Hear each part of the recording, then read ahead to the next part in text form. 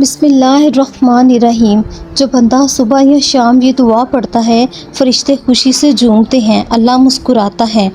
یہ وہ دعا ہے جو عرش والوں کو بہت پسند ہے۔ خاص طور پر اللہ پاک جب کوئی بندہ یہ دعا پڑھتا ہے تو بہت زیادہ خوش ہوتے ہیں۔ جب اللہ تعالیٰ بہت زیادہ خوش ہوتے ہیں تو مسکراتے ہیں، فرشتے بھی بہت زیادہ خوش ہوتے ہیں اور خوشی سے جھومتے ہیں۔ یہ وہ ذکر ہے، وہ کلمات ہیں جو شخص اس کو پڑھنا شروع ہو جاتا ہے، اللہ تعالیٰ کبھی بھی اس کی دعا کو رد نہیں کرتے۔ وہ شخص اپنے دل کی تمام مرادوں کو پا لیتا ہے۔ اللہ تعالیٰ کبھی بھی نہ ختم ہونے والی نعمتیں اس پر غالب کر دیتے ہیں۔ وہ اللہ تعالیٰ کی رحمتوں کو پا لیتا ہے، اللہ تعالیٰ کی برکتوں کو پا لیتا ہے، اللہ کی محبت کو پا لیتا ہے اور اللہ تعالیٰ کے برگزیدہ بندوں میں شامل ہو جاتا ہے۔ ان بندوں میں شامل ہو جاتا ہے جو اللہ کو بہت زیادہ پیارے لگتے ہیں۔ بہت ہی پیاری دعا ہے یہ، وہ دعا ہے جو نصیب والے پڑھتے ہیں، اللہ کے چنے ہوئے لاڈلے بندے پڑھتے ہیں۔ جو اس دعا کو پڑھے گا، اسے یاد کرے گا، وہ اپنے رب کو پا لے گا، اپنے رب کو راضی کر لے گا، اپنی دنیا اور آخرت کو سنوار دے گا انشاءاللہ۔ اللہ تعالیٰ اپنے پسندیدہ اعمال سے محبت کرنے والے بندوں سے محبت کرتا ہے، ان کی دنیا میں ہر نعمت سے نواز دیتا ہے۔ اللہ پاک نے انسانیت کی رہنمائی کے لیے انبیاء کرام کو مبعوث فرمایا۔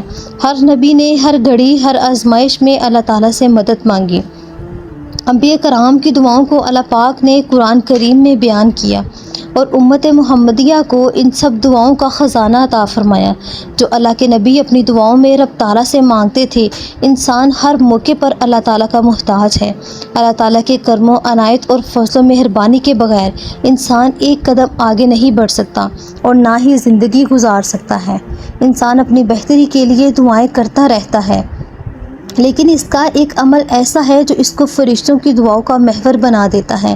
احادیث میں انسان کے اس عمل کو بہت پسندیدہ عمل قرار دیا گیا ہے کہ جب کوئی انسان دوسروں کے لیے دعا کرتا ہے تو اس کی دعا پر فرشتے بھی اس کے لیے وہی دعا کرتے ہیں۔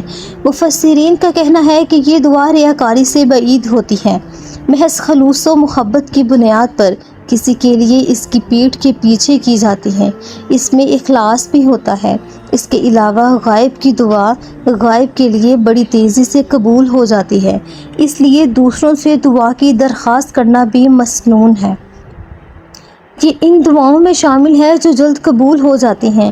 ایسا انسان دنیا کا خوش قسمت ترین انسان بن جاتا ہے، کامیابی اس کی راہ تکتی ہے۔ حدیث پاک میں ہے کہ جب کوئی مسلمان اپنے کسی مسلمان بھائی کے لیے خیر و فلاح کی دعا کرتا ہے تو اللہ تعالیٰ کے فرشتے کہتے ہیں، یعنی اللہ کے بندے، یہی چیز اللہ تعالیٰ تجھے بھی عطا فرمائے۔ تو یہ وہی دعا ہے جو بندہ صبح یا شام صرف 25 مرتبہ پڑھے گا، یہ کلمات پڑھے گا، یہ دعا پڑھے گا،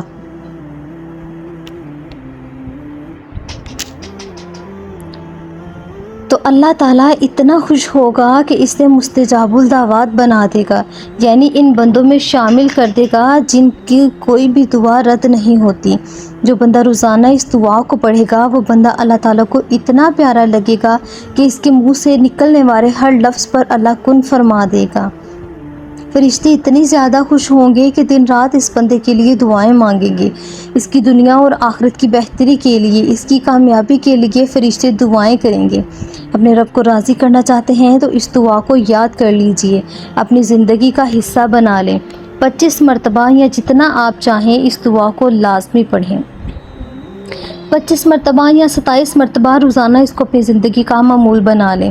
یہ وہ دعا ہے جو آپ کے دل کی تمام مرادوں کو پورا کرے گی۔ اللہم اغفر لی والمؤمنین والمؤمنات والمسلمین والمسلمات۔